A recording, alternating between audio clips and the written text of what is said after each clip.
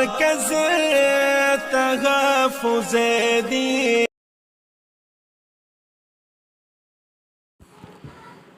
السلام علیکم ورحمۃ اللہ وبرکاتہ. زکوٰۃ دین اسلام کا ایک اہم فریضہ ہے. آقا صلی اللہ علیہ وسلم نے زکوٰۃ کی بہت سی احادیث میں فضیلت بیان فرمائی ہے. چنانچہ آقا فرماتے ہیں ایک حدیث کے اندر کہ صدقہ جھٹپٹ دیا کرو، اس لیے کہ مصیبت صدقے سے آگے نہیں بڑھتی. یعنی اللہ تعالیٰ صدقے کی وجہ سے مصیبت کو ختم کر دیتے ہیں، دفع کر دیتے ہیں.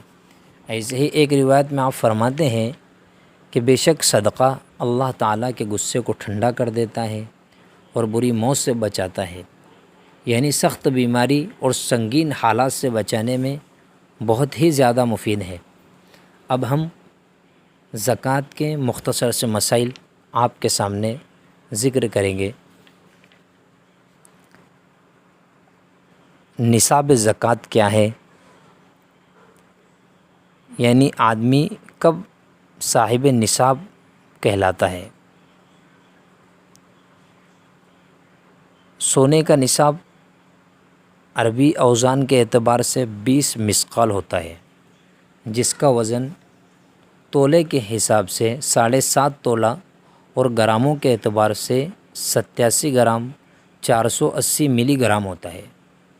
ایسے ہی چاندی کا نصاب عربی وزن کے اعتبار سے 200 درہم ہے، جس کا وزن تولے کے حساب سے 52.5 تولہ اور گراموں کے اعتبار سے 612 گرام 360 ملی گرام ہوتا ہے. لہٰذا 7.5 تولہ سونا یا 52.5 تولہ چاندی یا اس کی قیمت اگر کسی آدمی کے پاس موجود ہے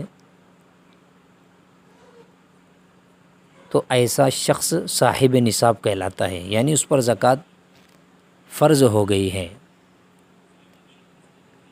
ہمارے دیار میں سونے کا نصاب یعنی 7.5 تولہ سونا، یہ نصاب تو کم ہی بندوں کے پاس ہوتا ہے، لیکن چاندی کا نصاب جو ہے یہ اکثریت کے پاس پایا جاتا ہے. وجہ اس کی یہ ہے کہ چاندی کی قیمت کم ہے. 52.5 تولہ چاندی 21,000 روپے کی ہوتی ہے. موجودہ وقت میں 52.5 تولہ چاندی 21,000 روپے کی بنتی ہے. لہٰذا اگر کسی آدمی کے پاس 21,000 روپے ہے یا اس کے پاس چاندی ہے 52.5 تولہ، تو ایسی صورت میں اس پر زکوٰۃ فرض ہو جائے گی.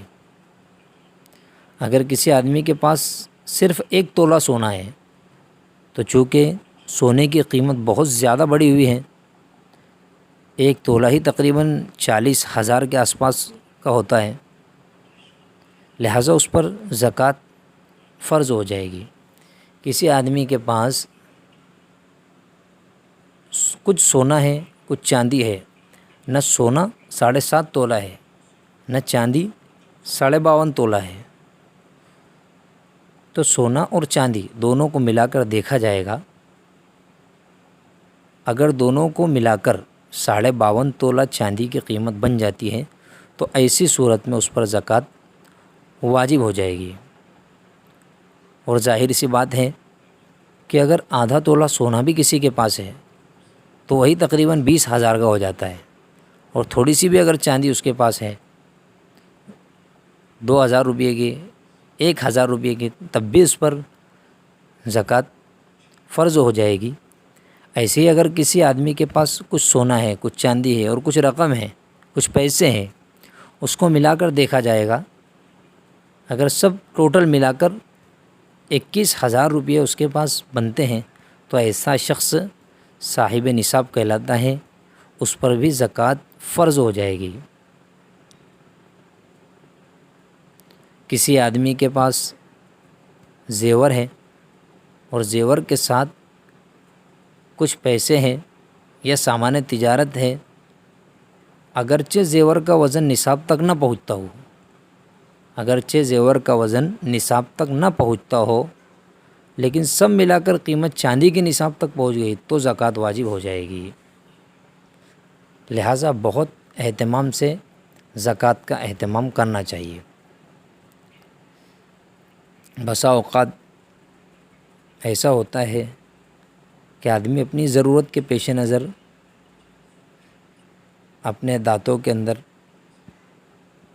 چاندی کا دھات بیٹھاتا ہے یا سونے اور چاندی کے تار دانتوں کے اندر لگاتا ہے، تو اس کا مسئلہ یہ ہے کہ سونا اور چاندی اگر بدن کے کسی حصے میں اس طرح پیوست ہو کہ اسے بآسانی نہ نکالا جا سکتا ہو، جیسے دانتوں میں لگے ہوئے سونے چاندی کے تار یا وہ مسالہ جو دانتوں کے خول میں بھر دیا جاتا ہے، تو اس پر شرعاً زکوٰۃ واجب نہیں ہوتی ہے، کیونکہ اب یہ مال نامی کا مصداق نہیں بن سکتا جو وجوب زکوٰۃ کے لیے شرط ہے، یعنی یہ مال اب اس کے اندر بڑھنے کی صلاحیت نہیں ہے۔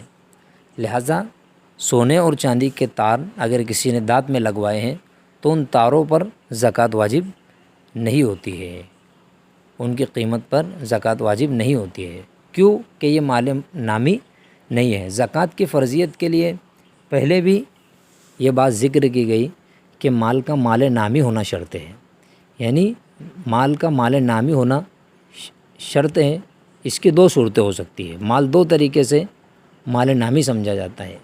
ایک تو پیدائشی مال نامی، یعنی سونا اور چاندی، ان دونوں دھاتوں کو شریعت نے مطلقاً مال نامی تسلیم کر لیا ہے، یعنی شریعت نے اس کو مال نامی مان لیا ہے، خواہ ان کی تجارت کی جائے یا نہ کی جائے، شریعت نے یہ مان لیا ہے کہ اس کی قیمت بڑھتی ہی رہتی ہے، یہ مال نامی ہے۔ ایسے ہی دوسرا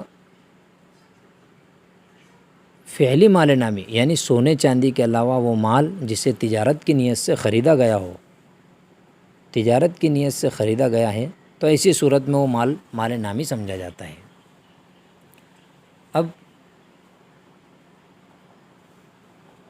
بشر ہے، انسان ہے، کبھی کسی نیت سے خریدتا ہے اور پھر اس کا پلان بدل جاتا، نیت بدل جاتی ہے، تو ایسی صورت کے کچھ مسائل، دو چار مسائل اس کے ذکر کیے جا رہے ہیں کہ اگر کوئی مال تجارت کی نیت سے آدمی نے خریدا تھا، پھر اس کا ارادہ بدل گیا اور اس کو ذاتی استعمال میں لے آیا اور یہ نیت کی کہ اب میں اس کو بیچوں گا نہیں بلکہ گھر بنا لیا اور خود ہی رہنے لگا، ارادہ بدل گیا، پہلے تو تجارت کی نیت تھی لیکن بعد میں اس کا ارادہ بدل گیا اور اس کو ذاتی استعمال میں لے آیا، تو اس کی زکوٰۃ ساقط ہو جائے گی، یعنی اس پر زکوٰۃ واجب اب نہیں ہوگی۔ پہلے جب خریدا تھا جب تو اس پر زکوٰۃ واجب ہوئی تھی، لیکن اب زکوٰۃ اس کی ساقط ہو جائے گی۔